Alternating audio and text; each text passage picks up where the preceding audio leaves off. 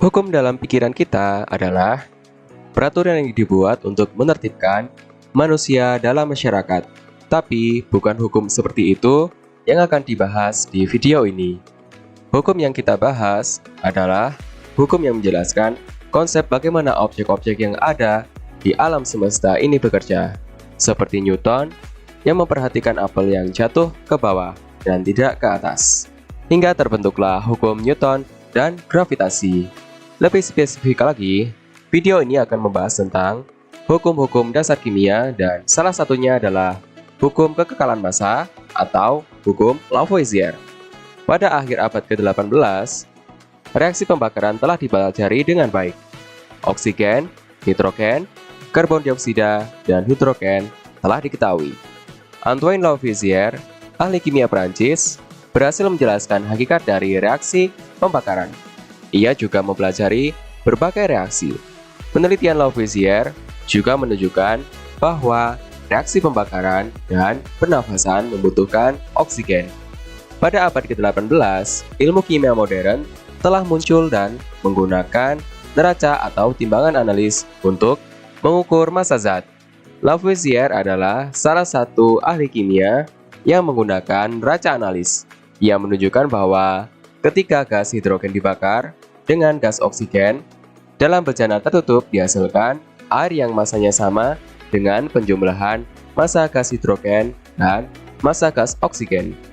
Setelah menimbang dengan cermat massa reaktan dan hasil reaksi, ia menyimpulkan bahwa massa zat sebelum dan sesudah reaksi adalah tetap. Berdasarkan hal tersebut, ia mengajukan gagasan bahwa massa suatu zat tidak dapat dimusnahkan atau diciptakan.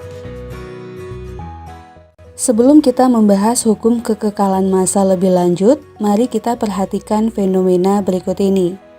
Pertama, reaksi pembakaran kertas. Ketika kita membakar kertas, kita dapat melihat bahwa massa abu hasil pembakaran lebih ringan daripada massa kertas sebelum dibakar. Nah, pertanyaannya, apakah pembakaran kertas disertai pengurangan massa? Yang kedua, reaksi perkaratan besi. Ketika terjadi perkaratan besi, massa besi yang berkarat lebih berat dibandingkan massa besi awalnya. Pertanyaannya, apakah reaksi perkaratan besi disertai penambahan massa?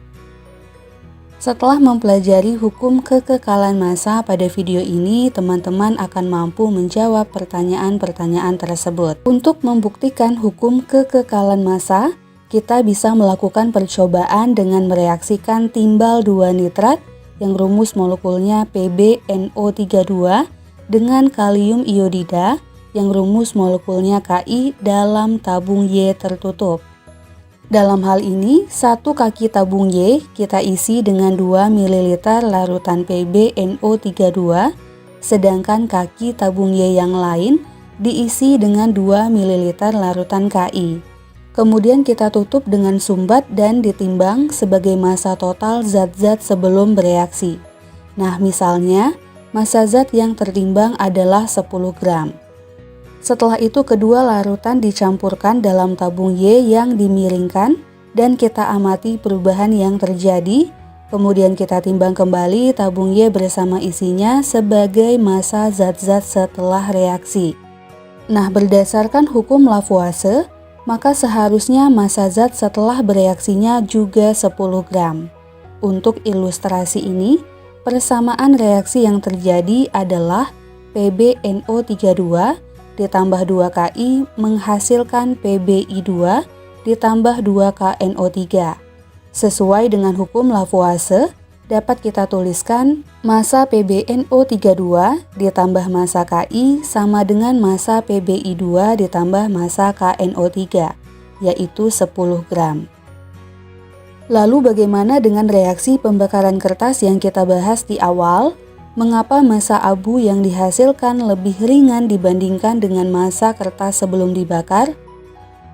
Nah, hal ini disebabkan karena pembakaran kertas yang kita lakukan berlangsung dalam ruang terbuka, sehingga hasil reaksi yang berupa gas tidak tertimbang dan mengakibatkan massa zat yang tertimbang menjadi lebih ringan dibandingkan massa kertas semulanya.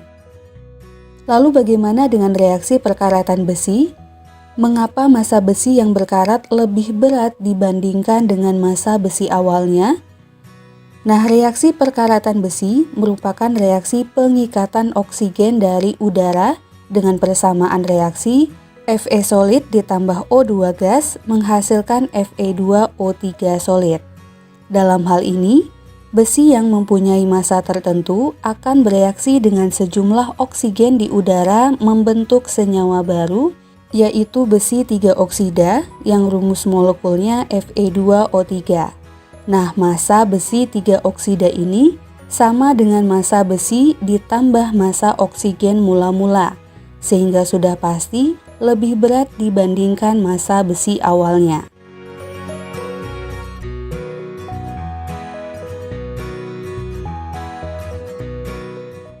Soal yang pertama, di antara reaksi berikut ini yang tidak mengikuti hukum kekekalan massa adalah, nah sesuai dengan hukum kekekalan massa, maka massa zat-zat sebelum bereaksi sama dengan massa zat-zat setelah bereaksi.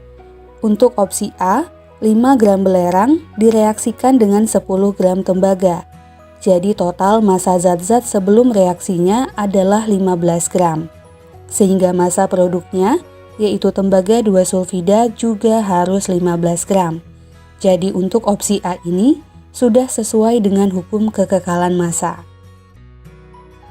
Untuk opsi B, 2 gram belerang direaksikan dengan 3,5 gram besi. Jadi total massa zat-zat sebelum reaksinya adalah 5,5 gram.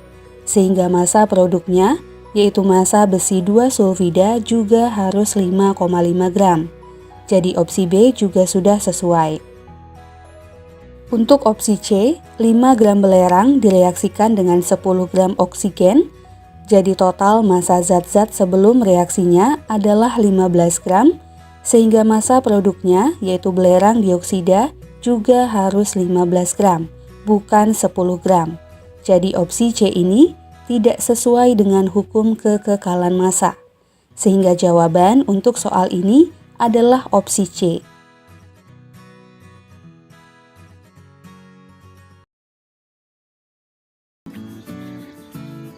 Bahan yang diperlukan adalah asam cuka dan soda kue. Alat-alatnya ada neraca, botol, balon, karet gelang, dan sendok. Mula-mula, soda kue sebanyak 2 sendok kecil kita masukkan ke dalam balon.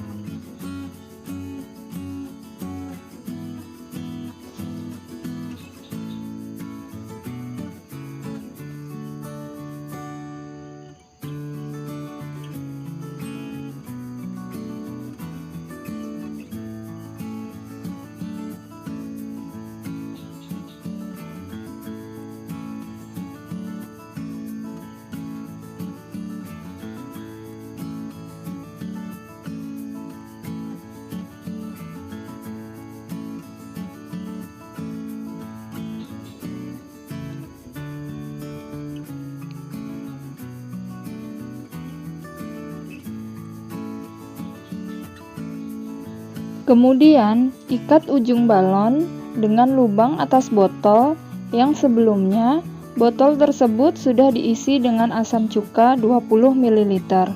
Pastikan soda kue tidak tumpah ke dalam asam cuka dan pastikan pula tertutup rapat semua.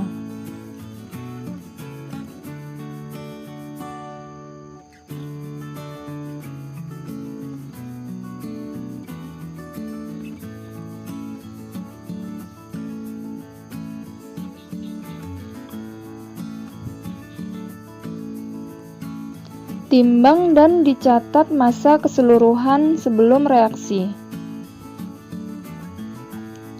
Perhatikan angkanya. Kemudian kita campurkan soda kue ke dalam asam cuka. Apa yang terjadi?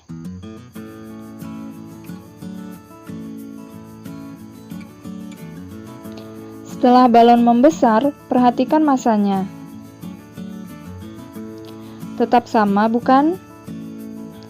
Ini artinya, jika reaksi dilakukan dalam keadaan tertutup, Massa total zat-zat sebelum reaksi akan selalu sama dengan massa total zat-zat setelah reaksi. Jika dilakukan dalam keadaan terbuka, seperti pembakaran yang sering dilakukan, memang zat-zat hasil reaksi akan berkurang massanya dibanding sebelum reaksi.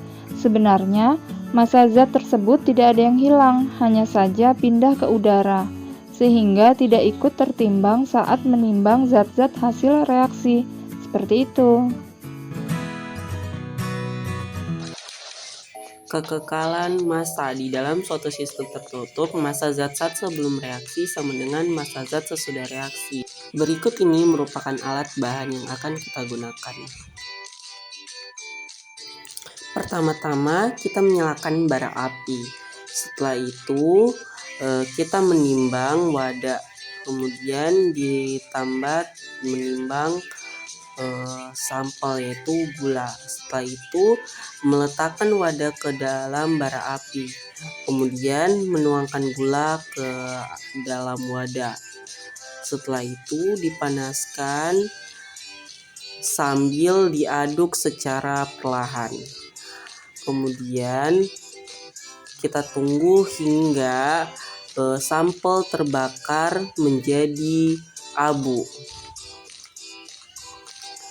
Setelah sampel telah menjadi abu, kita angin-anginkan di suhu ruang hingga gula menjadi dingin. Kemudian sampel yang masih ada di dalam wadah tadi akan kita timbang hingga didapatkan massa dari gula yaitu 99. Adapun data percobaan ini, massa gula pasir 100 gram, massa wadah 78 gram, massa wadah plus abu hasil pembakaran 99 gram, massa abu hasil pembakaran 21 gram. Hukum Lavoisier menyatakan bahwa dalam reaksi kimia massa zat sebelum reaksi dan sesudah reaksi adalah sama. Lalu bagaimana dengan pembakaran gula pasir? Massa abu hasil pembakaran gula pasir lebih kecil daripada massa gula pasir sebelum dibakar. Apakah hukum Lavoisier berlaku pada reaksi? Tentu saja tidak. Hal ini dikarenakan proses pembakaran gula dilakukan pada sistem terbuka.